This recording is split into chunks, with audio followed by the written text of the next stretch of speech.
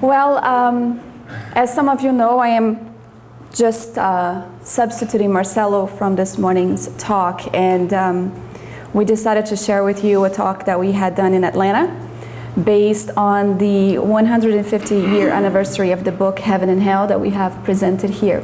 Just a show of hands, how many people have read this book? Okay. My hope is that after presenting it, you will feel curious enough to get the book. Even if just one of the chapters speaks to your heart, one chapter is enough at times to transform the way that we see things and perceive the world that we live in, and answer some of the meaningful questions that we have regarding heaven and hell.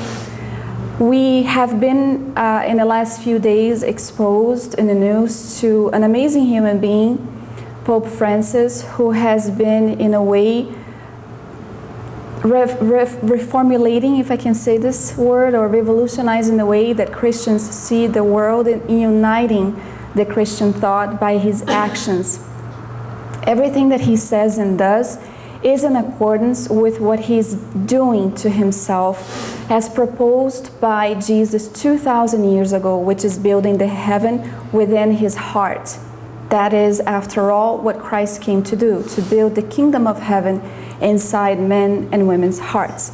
So as you can see here, the books that we used, the sources, the resources used was the book Heaven and Hell, the Spirit's book, the book Action and Reaction in the Greater World, and the Spiritist magazine of the year 1865, which is not yet translated, but given the speed in which these magazines are being translated, I'm certain we're going to be seeing something very soon. So we've decided to introduce the book. And the reason we say introduce is, as we mentioned here, as we saw here, some people have not had the pleasure of being acquainted with the book. And we can see that Allan Kardec, when bringing this work, which is the fourth of the Spirit's codification, in his own way also revolutionized the way of the Christian thinking at that time in answering some of the deep questions, such as what happens when we die, where do we go to, is there an eternal punishment, purgatory, heaven, is there a hell, who is admitted into heaven? And if we do go to hell, do we stay there infinitely? So a lot of the questions that were answered by him at that time truly revolutionized the way that Christians who were able to read this book thought about it. So here we have the Spirit's codification. We have to mention the Spirit's book and all of the books presented here, because in reality the book Heaven and Hell is an extension, if you will, of the fourth part of the Spirit's book, which deals with the hopes and consolations. And this is why we brought this here. If you open the Spirit's book, and those who have participated in our study group will know that the book is composed of how many parts? 4. Because our team here is not answering. I want to pick on you guys. 4 parts right there. We have the first causes, the spirit world, or the world of the spirits, the moral laws, and the hopes and consolations. And of course we have the Spirit's book, and underneath it all of the books that are extension of those chapters, as in an introduction to what we could actually expect by opening the other books found within the Spirit's codification. So the spirit world is there, right there. The book, Medium's book, is an extension of that chapter, of that part. The Gospel according to Spiritism, found within the moral laws. Heaven and Hell with the hopes and consolation, and we have Genesis there. And a lot of people will say, well, the Spirit's book is not contained with 5 parts. Well, in reality, Genesis has to do with the first cause of all things, so it's a cycle. And this is why we stress that the Spiritist codification is not light reading. It's, there are books to be studied, analyzed, and this is what we are proposing to bring attention to. So we're going to focus on heaven and hell today and try to see if we can understand a little bit more some of the items that were proposed by Allan Kardec. 1857, we find a Spiritist speaker saying that we were invaded, so to speak, by an organization from the higher spheres of life when they proposed to bring all of this work for us here, as we find within the Spiritist codification. But the book Heaven and Hell brought us some pretty special content in which it has to do with the passage, our discarnation process from the physical world to the spirit world, in dealing with an understanding about future punishment and rewards. And we put punishments there because what Allan Kardec is doing is a comparison. This is what he's going to be doing based on other doctrines, addressing the questions about angels and demons. We all have some of them in our own lives, right? Susanna looked at me. I'm hoping she's thinking I'm an angel, not a demon.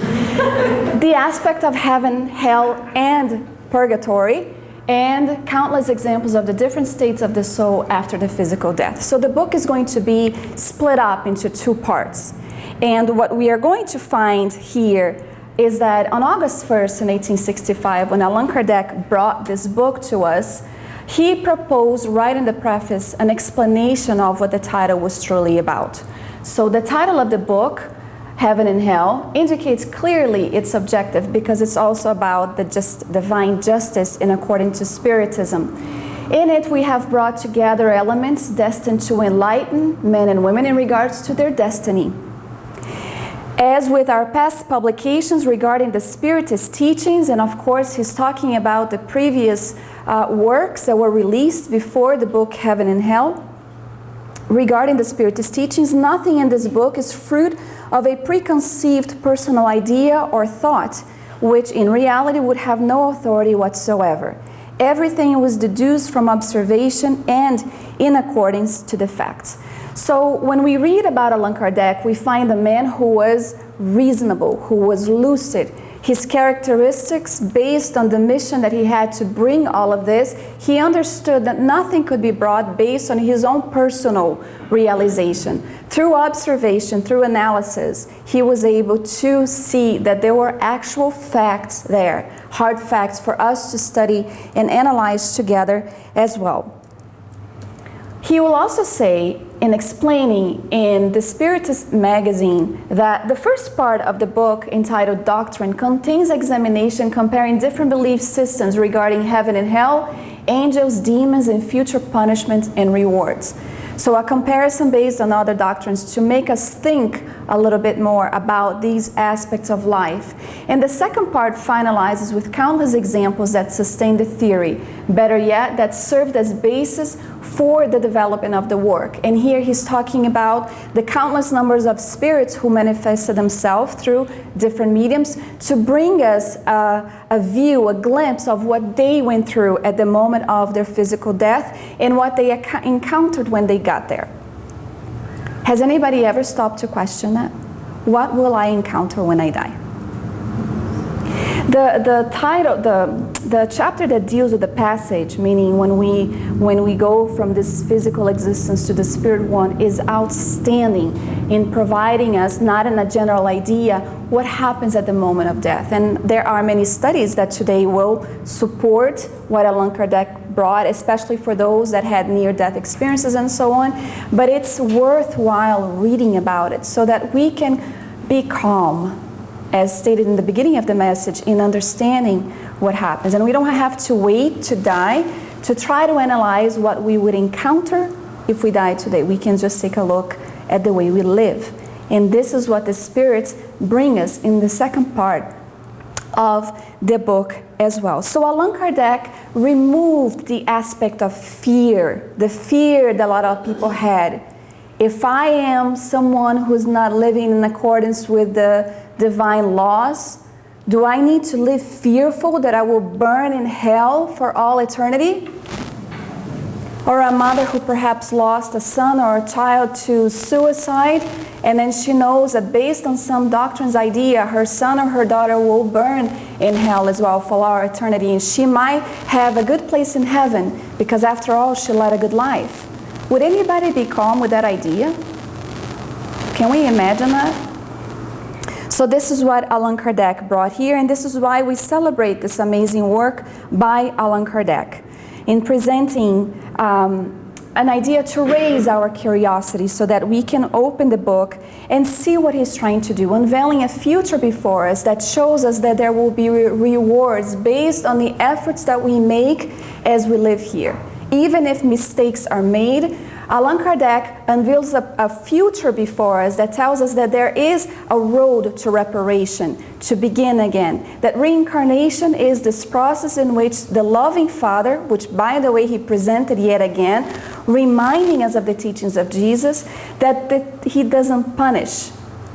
God doesn't punish. He educates, he instructs, and he invests in the education of his children. Much like anybody here is already saving up for their children's education so they can go to the best schools, God also invests in us by allowing us to be placed in the best universities in the infinite skies in the plurality of the world. And here we are on University Earth. We've all been enrolled. Different classes, different matters, different topics, in accordance with what we need so that we can graduate and ascend higher and higher. And so Allan Kardec proposes this view of what awaits us, regardless of whether mistakes were made or not. And he erases the idea of the nothingness.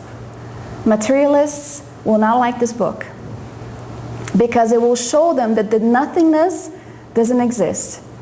And the best thing about it is the loving ties that we have built, that we have developed, that we have strengthened, the process of forgiveness through with different enemies, so to speak, all of this is taken with us. We don't lose the nothingness. I don't know if it's right to say this, but it doesn't exist. There is something after death. We will re-encounter those that we love.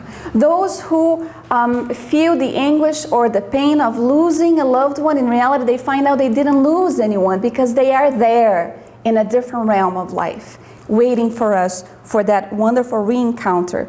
And the other thing that he proposes is that even if mistakes were made or the right actions were taken, we are the executor of those actions. We will be responsible for them. And in a reality, we find that some doctrines think of this as a punishable thing. I find it to be empowering.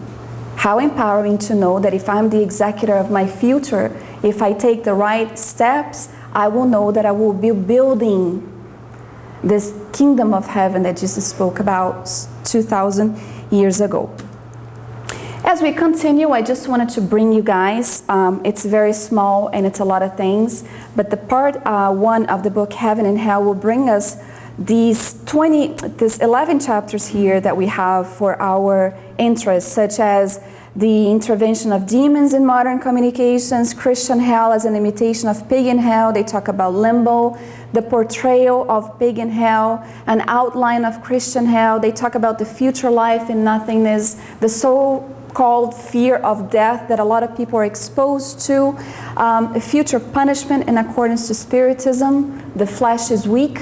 I love that. I find it so humorous that he opens up chapter 7 with the flesh is weak and telling that it's not the flesh that it's weak, it's the spirit, right? It's the spirit, not the flesh. So it's a beautiful, beautiful first part of the book with so many items that are interesting for us to just take a look and see what would interest us. And the second part of it has to do with the passage that we mentioned earlier and countless examples brought on by spirits in the happy state, in the unhappy state, in the suffering, testimony from spirits who committed suicide, average spirits who were vulnerable and courageous enough to bring back and be presented before us in their nakedness and showing us what it is that they found when they arrived there, because we don't take anything with us physically, materially. We take whom we are, our values, what we were able to, through an active effort, take with us. As if it's,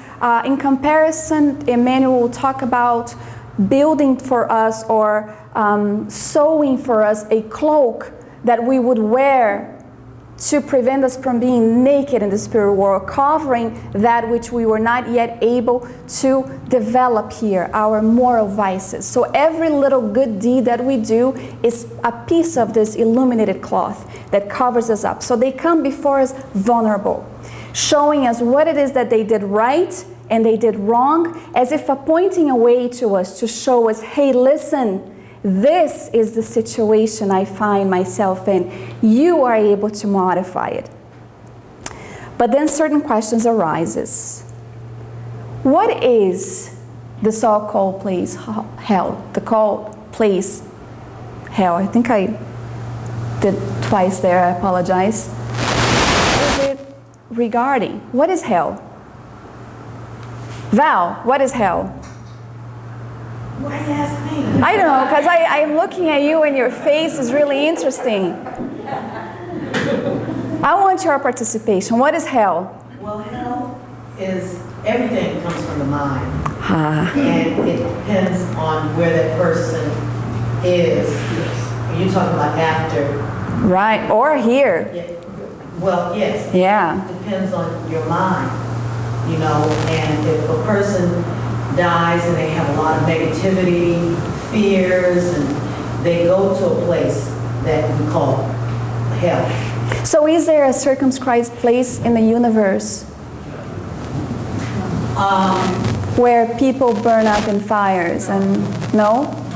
But Val said that there are creations of the mind that really create this hellish situation for the spirit.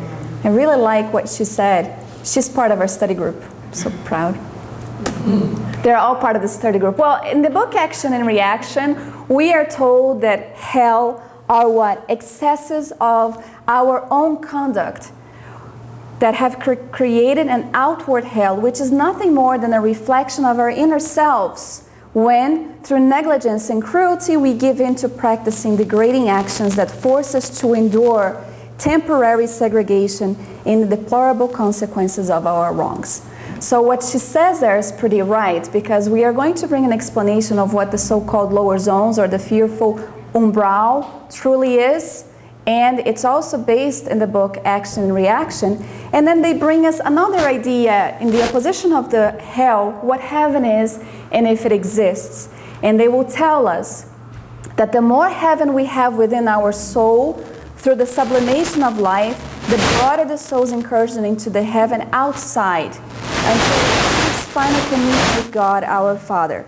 We know that to do so, it is essential to comply with justice, and divine justice is unquestionably connected to us, since we cannot be truly happy without the behavior of our own conscience.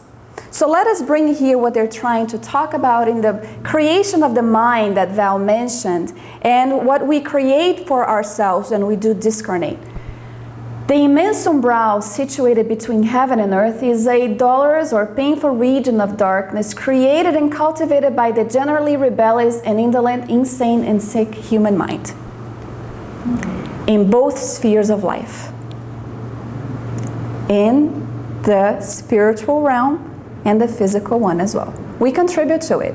We contribute to maintaining this dolorous region found between heaven and earth. When we find ourselves in a vibratory condition that is in alignment with that. Rebellious minds, sick minds, minds that are completely immersed into the darkness of oneself. He continues, I can assure you that the hellish regions per se are inhabited only by those minds that were aware of their moral responsibilities but deliberately ignore them with the foolish purpose of trying to deceive God. Strictly speaking, hell can thus be defined as a vast arena of imbalance, established by calculated evil, born of willful blindness and downright wickedness. Which is why they tell us that to be able to build this kingdom of heaven, we need to bring it out from us through the actions, the positive, in us addressing our obligations in this life. All of us here can no longer say that we are not aware of our moral responsibilities. True or false? True. So when they talk about, when Aulus in the book Action and Reaction talks about the fact that divine justice, the idea of heaven or the idea of hell cannot truly be established, we can't reach this position of being in heavenly bliss upon discarnation if we are not receiving the approval from our own consciousness. And that's what this truly is about. But they will tell us that the situation that we find here is temporary. Temporary. No one stays in these regions for eternity. As a matter of fact, in the book, my God, Vinha de Luz.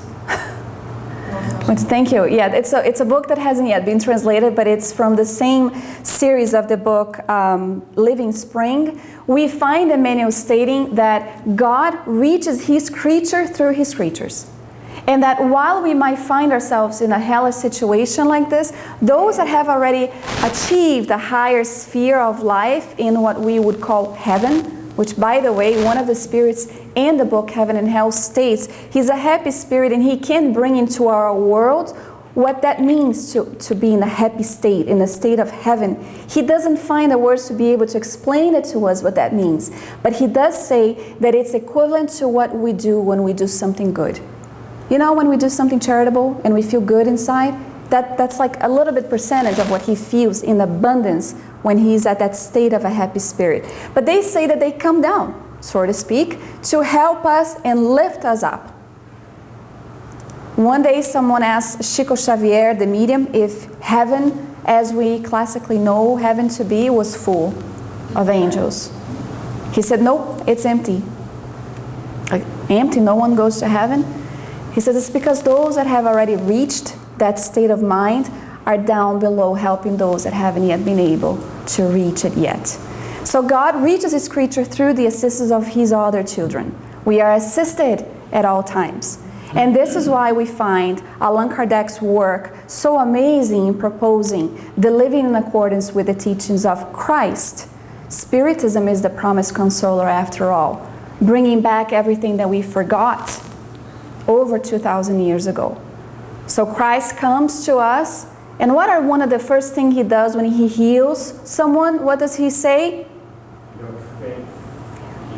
Your faith has healed you. So he puts on us the responsibility for our well-being, and that's not just physical well-being. What else does he say? He instructs. He says, go and don't sin anymore. Go and don't make the same mistakes. Go and don't look back.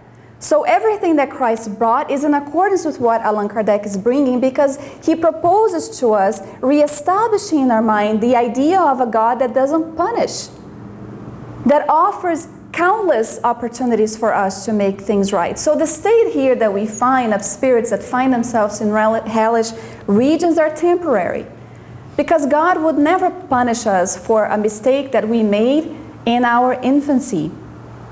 Would we punish our children indefinitely for making one mistake, or would we try to educate it and let it grow, make the mistakes, and keep pointing the way? Because that's exactly what Allan Kardec decided to do with bringing these teachings, in showing us the magnificent teaching to each according to his or her own deed. And that's why we will find Allan Kardec saying that the book Heaven and Hell is nothing more, nothing less than a traveler's guide, available to us before we discarnate, to use before entering this new world. Life after life will unveil itself in its every aspect. Everyone will find enough reason for hope and consolation, and new material to offer support to strengthen faith in the future life and in divine justice. So we have here before us what he's saying, a book that is going to offer us guidelines for good living in accordance with the teachings of Christ. When Christ came and began his missionary, or his the foundation of trying to build the kingdom of heaven on earth, there is a book that has already started its translating process called The Good News, in which he's received by sarcasm through some of the priests of that time. He's sitting on the steps of a temple in Jerusalem, and they asked him, they say, Galilee, what are you doing in town? And he says, I am looking to build the kingdom of heaven on earth. And so they laughed at him because they thought he was nuts. So they didn't understand the proposition that to be able to build this kingdom of heaven that we all aspire to, it's all right here.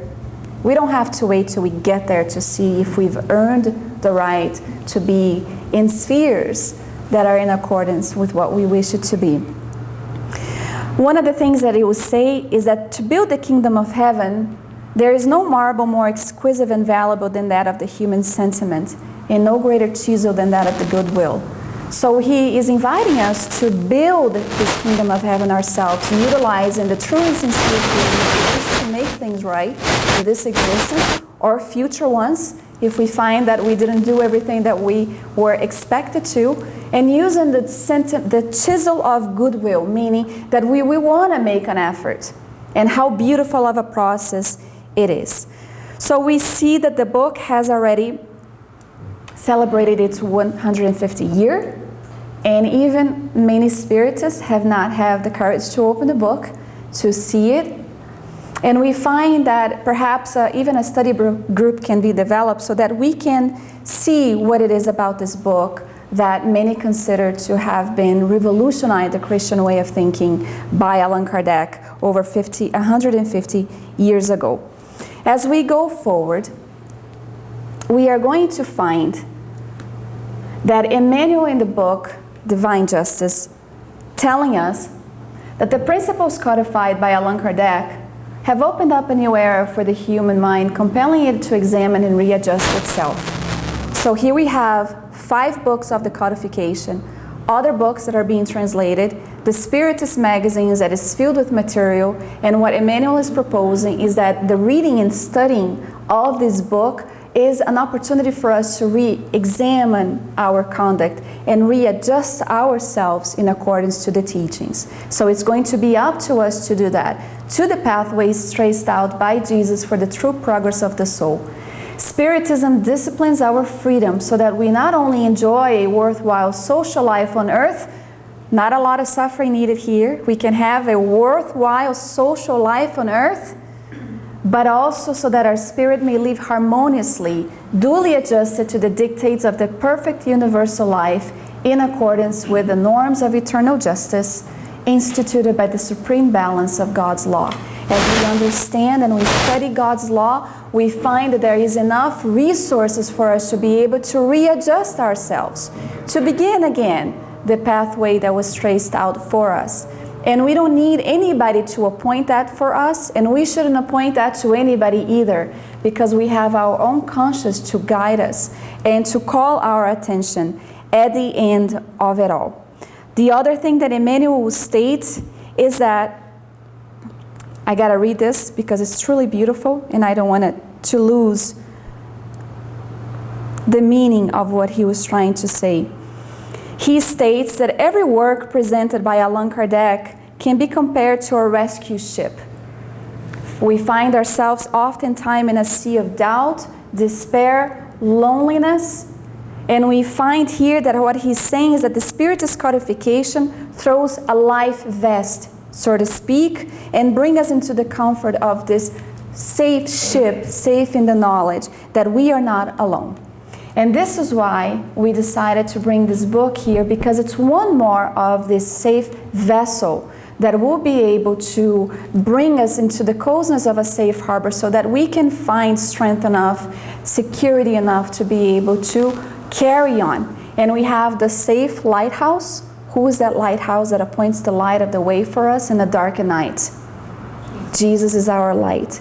And this is why we propose to bring this book here, because in a way, Allan Kardec brought back the teachings of Christ, showing us this merciful idea of a Father that is truly only waiting for us children to take the most of the investments that He has made on our behalf in this incarnation, in future incarnations if needed, which we will need, but safe in the knowledge that we are the executor of our own future. And that we can rest assured that regardless of the situation we find ourselves in, if we have that valuable marble of the sentiment of the heart and are willing to use the chisel of the goodwill, someone, somewhere in this realms of life will throw us a life vest so that we can once again begin our road safe in the knowledge that we are safe and sound. So this is the introduction of the book. We have these books for sale. They're $100 each. Will be to the country. Just kidding. We have the books available at the Spiritist Center. They're only $15 if you guys want to purchase them. We'll bring them, make sure that we have them here for the Wednesday class. And I hope that you guys find the interest enough and curiosity enough to open up this book, the chapters, and read a little bit more about what Allan Kardec has to say in comparison with other doctrines and what Spiritism has to offer in view of hope, consolation, and the divine justice in according to Spiritism.